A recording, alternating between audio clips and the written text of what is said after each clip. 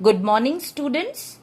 I am Miss Tanushree and I will be taking up your geography class. Today, I am going to begin with the first chapter, that is representation of geographical features. Now, what is the meaning of geographical features? Geographical features are the naturally created features of the earth like rivers, mountains, lakes, valleys, etc. You have already studied in your previous class about the different types of maps and the features represented in it.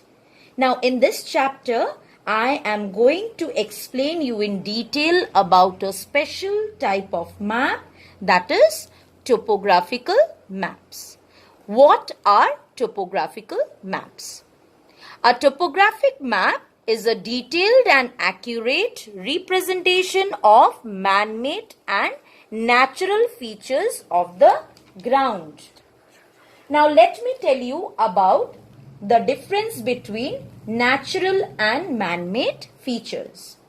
Natural features are the features created naturally, like for example rivers, lakes, mountains, etc. Whereas man-made features are the features created by man. For example, roads, railways, power lines, buildings, etc. These maps are drawn on large scale and the organization responsible for preparing topographical maps for the entire country is Survey of India. Now there are three elements on which the traditional topographic map depends. They are scale, legend and north arrow. Let us learn about the colors, signs, symbols and scales that are used for representing the relief features on maps. Before going into detail regarding the representation of colors, you need to understand the different advantages of various colors on the map. First one, colors add details to a topographic map. It provides identification and they represent both the natural as well as man-made features of the earth. Colors also add fabric to the terrain. Now let me explain you the significance of each color. Blue color represents all the water bodies, including streams, lakes, permanent snowfields, glaciers, etc. Green represents forest and vegetation. White color represents a general lack of vegetation. Brown represents the contour lines, representing the elevation or relief information. Black color represents man-made as well as cultural features, which includes temples, place names, boundary lines, settlements or roads and rail lines. Red color represents highways and major roads, township or range or section information. And the last one, that is pink color, represents all the urban areas. Now, the next topic of explanation is about the signs and symbols used on a map. You all know that Earth covers a huge area and it is impossible to depict all the elements on a small map. Because of this reason, various signs and symbols are used to depict the different physical features like drainage pattern, type of vegetation and cultural features such as human settlements, temples, villages, roads, etc. on the map. Now, why these are known as conventional signs? These are known as conventional signs because they have been in use for quite some time throughout the world. Now, what are symbols and why are they needed? Maps require a great number of information to be conveyed in a limited space, and the symbols are used to represent particular features which are necessary to be highlighted. Symbols are small but can be immediately recognized. Now, the map symbols can be divided into three groups.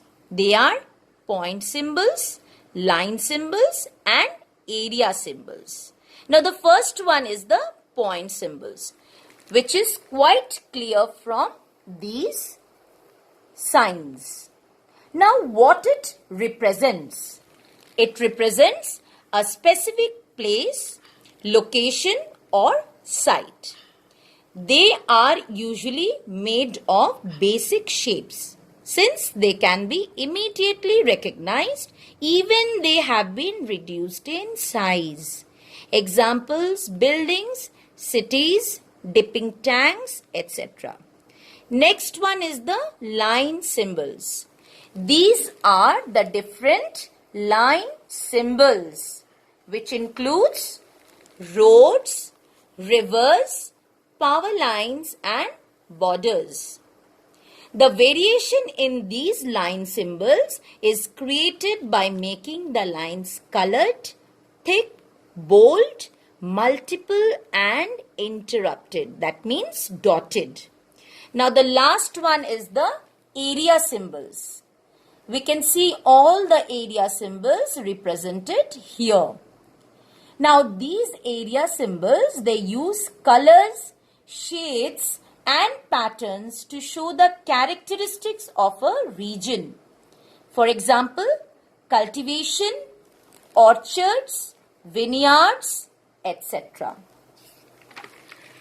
Now, we can group the map symbols into 5 categories. They are relief, which represents contours, spot heights and trigonometrical beacons.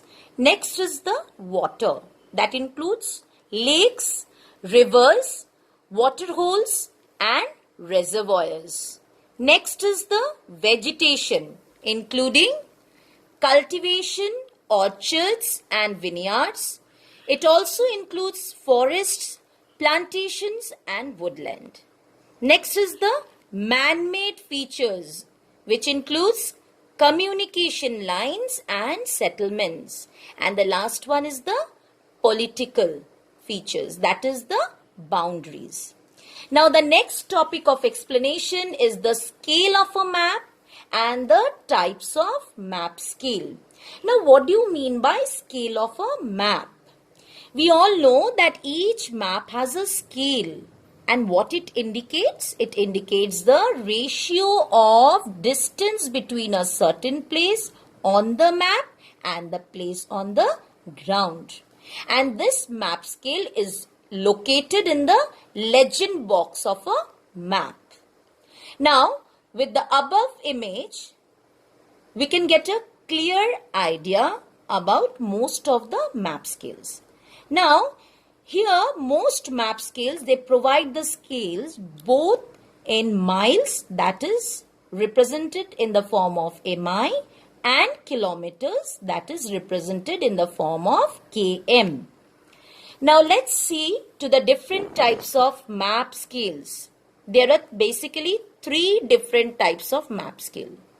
First one is the direct statement. Second one is the linear scale. And the third one is the representation fraction or ratio. Now, the first one, that is the direct statement scale. This particular scale is stated in words. For example, 1 centimeter to 15 kilometer or 1 centimeter will represent 15 kilometer. That is the proper form. This means that for every 1 centimeter that you measure on the map, It is equivalent to 15 kilometer in the real world. And this is also the most common and easiest method for most people to use. Next is the linear scale. Now this particular scale is depicted as a line with numbers on it. You need to measure the line to get an idea of exactly what distance is being represented. And the last one is the representative fraction or ratio. This scale is represented in the form of ratio. For example, 1 is to 1,500,000. This states that 1 unit on map will represent 1,500,000 units in real life. So, 1 centimeter is to 1,500,000 centimeter, or we can also say 1 meter is to 1,500,000 meter. Now you can see the digit on the left side is always 1, and both the sides, they have the same unit of measurement. That is, either it is centimeter on both the sides or meter on both the sides. Now I'll be talking about the different scale maps. There are basically two scale maps. They are large scale maps and small scale maps. Now the large scale map represents a small portion of the Earth's surface, but it shows a great amount of detail. For example, topographic maps and road maps. Next is the small scale maps. Now what it represents? It represents large portions of the Earth's surface, but they are not able to show much detail. Like for example, map showing continents or the entire world. Now let's come to the last topic of this chapter, that is measuring distance. Now how can you measure the distance on the map? We can measure the distance on the map by 3 ways. That is, first one, measuring direct distances. Now, measuring the direct distances, that is between 2 points, it is possible by using a straight line measurement, that is with the help of a ruler. Now, once you have measurement is taken, you use the map scale to calculate the actual distance. That is, once the measurement is taken, we can use the map scale for calculating the actual distance. For example, if the measurement is 10 centimeter and the line or statement scale shows that 1 centimeter represents 100 kilometer, then what is the actual distance? Actual distance will be 1000 kilometer. How? We will multiply 10 into 100, that is 1000 kilometer. If a ratio scale of say 1 is to 10,000 is being used, you measure 5 centimeter between the 2 points. Then the actual distance would be 50,000 centimeter, which is 50 kilometer. Second method to be used is measuring indirect distances. Measure the indirect distance between 2 points by following the actual route that you would use when you travel by car along the roads. Now, to follow this actual route, you have to use a piece of string, and then you have to stretch it, and you will bend it between the 2 points that are to be measured by following the exact shape of the road. You will then mark off the distance on the string. If you use a line scale, you can place the string on the line scale of the map to work out the distance. If using a statement scale, you would measure the piece of string with a ruler. For example, if the string measures 15 centimeter from point A to point B, and the statement scale shows that 1 centimeter represents 5 kilometer, what will you find? You will find the actual distance. Now what is the actual distance? It is 75 kilometer. How is it possible? We will multiply 15 centimeter, that is the measurement of the string, with 5 kilometer, which gives 75 kilometer, that is the actual distance. And the last one is the calculating actual distance using scale. Now for this, a particular map shows a scale of 1:5,000. Now what is the actual distance? If the map distance is 8 centimeter, scale given is 1:5,000. So 1 centimeter is to 5,000 centimeter. You can see the units are the same on both the sides. Therefore, map distance is to actual distance, that is equal to 1:5,000. Let's take map distance equal to 8 centimeter and the actual distance be a centimeter. Therefore, based on this formula, that is map distance is to actual distance, which is equal to 1:5,000, we can say that 8 is to A equal to 5,000. That is, the units will be in centimeter on both the sides. Now, 8 by A equal to 1/5,000. We will invert this fraction. It becomes A by 8 equal to 5,000 by 1. Now, we are going to multiply this by 8.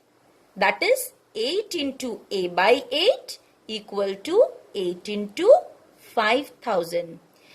Students, please make a note. There is a misprint. Instead of 500, it will be 5,000. 1 0 is missing. Please write down. A equal to 40,000. Therefore, actual distance will be 40,000 centimeter. Now, to convert centimeter into meter, we will divide this 40,000 by 100. So, what is the answer? It is 400 meter. Therefore, actual distance will be 400 meter. With this, I come to the end of chapter